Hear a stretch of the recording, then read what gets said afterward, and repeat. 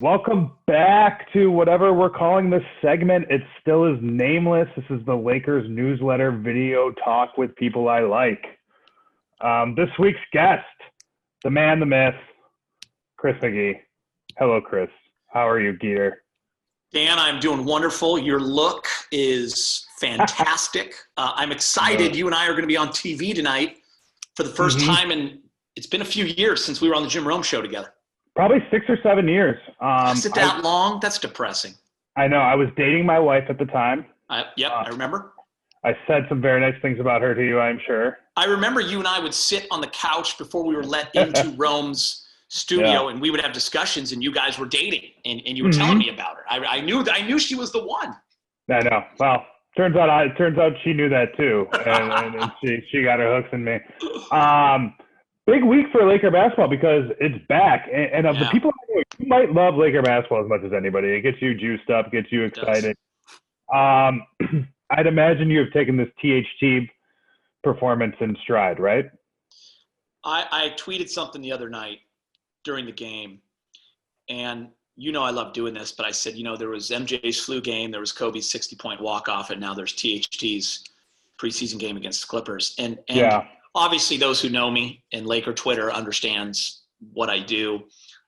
It was amazing how many people got angry with me. On Twitter? Get out of here. People get angry on Twitter? I could not believe that I was comparing THT to MJ's game or Kobe's game. Very upset. So I took a step back. Okay, maybe it's not as good as Kobe's. Geeter, not to interrupt you, neither of those guys were 20 when those games happened. So you're right, they don't compare. I'll tell you this, Dan. It's been a lot of fun because I remember the night he got drafted, and we were sending Allie over to do the interview with Rob Pelinka, and we were trying to figure out how to say his name correctly. We didn't know who he was. And then last year you're watching video of South Bay Lakers, and he's going for 30 and 12. And but I remember in July, I clearly remember we were starting to do our shows. The bubble was happening, and Frank Vogel just kept talking about THT. And he got some run in the bubble, and you started to say, man, this kid's got something. He's got some guts. He's not afraid. He attacks. But it's been fun, man, these last 2 games. And listen, it is the preseason. But you also have to take stock in the fact that he's 6'5", 235. He's got a wingspan 7 feet. He's got handles. He's not afraid. He can finish. He's only 20. So is he going to be starting? No. But does he have a chance to crack the rotation? Yes. And it's nice to have youth. And you know how Laker fans are on social media and how we are. Like, we love our guy. Like Caruso's famous before he ever stepped foot on the floor.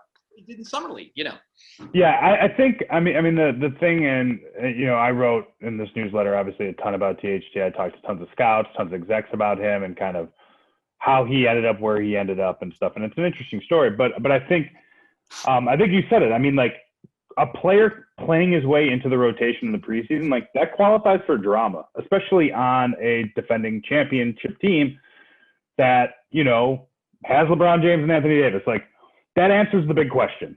Like, those are already answered. So now it's sort of like, how do you fit in around these guys?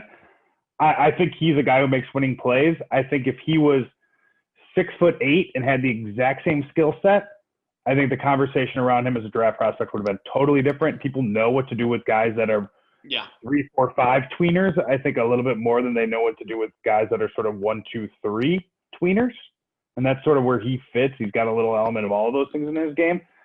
I think people should be excited. I think it's not just a preseason fluke in that sense. You know this. I know this. Lakers people have been buzzing about him for 6 months now, and so I think that to me is reason to be excited. And Dan, I'll say this. When you're around guys like Derek Fisher, James Worthy, or even LeBron James, who just spoke to us on a media Zoom, and he's saying he watched him 4 years ago in high school and told Rich Paul, you got to keep an eye on him.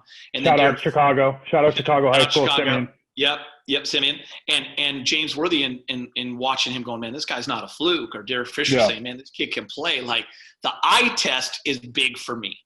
And I'm not calling him Dame Lillard, but, sometimes you see guys like, I remember Norvell Jr. last year, like, people are like, this guy needs to play for the Lakers. I'm like, okay, it's preseason. He's not going to be part of the rotation. You just knew. But I remember also our first game ever on our network 9 seasons ago, Dame Lillard in a preseason game against the Lakers, and I remember saying, there's your rookie of the year. I mean, some guys eye test wise, and right now THT, when I watch him play against Houston or Portland in playoffs or in the bubble, like, he can play. He can play. I don't know where his path is going, but right now there's excitement around him, and there should be. So the other big NBA news today, Giannis Antetokounmpo, 5-year max with the Bucks, which means that he won't be a Laker for our purposes, unless he forces a trade there, which, that can happen. But I think, Geeter, to me, the thing that I think about when I think about Giannis in this sense is like, this ties him to an organization that has been in contention in the East for the last, 2 seasons. The Lakers are obviously on a pathway to repeated contention. Do you think that this can be kind of a modern sort of rivalry thing where you've got this one player, the guy who wins the MVPs that LeBron thinks he deserves? Are we going to see these teams in the finals, and can we see it more than once? I mean, I think eventually we might see these two teams in the finals. And by the way, I have to say, I never thought he was going to be a Laker. And Sure. When you think about it, you have LeBron James and Anthony Davis. Why does Giannis want to come here? Like, is he going to play off ball? So it never really made sense to me. And I know Dallas has hurt feelings right now. Miami, everyone dreams about Toronto. getting Knicks. I'm glad he stayed in Milwaukee. I'm glad he showed that loyalty. They've been the 1 seed, 2 years in a row, and have failed. So they're going to continue to try to knock on the door. I love Drew Holiday as an addition. But to answer your question about a rivalry, we need to see these guys in a final. I think it would be epic. Milwaukee's been wanting to get there since the 70s. They're doing everything they can to build a super team around Giannis. It's tough in a market like Milwaukee. But, man, the arena's great. Fans are great. I love that they're good.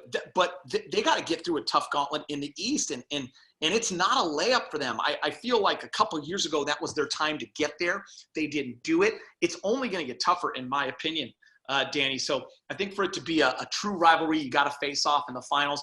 But it certainly is fun with Giannis getting the MVP, but then people still don't consider him the best player in the league until you can win down the stretch or have the ball in your hands and hit a big jumper.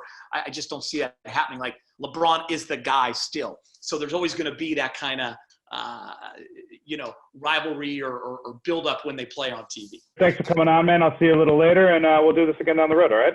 You weren't kidding. You say 10 minutes, you mean 10 minutes. I mean business. I'll talk all day, Danny.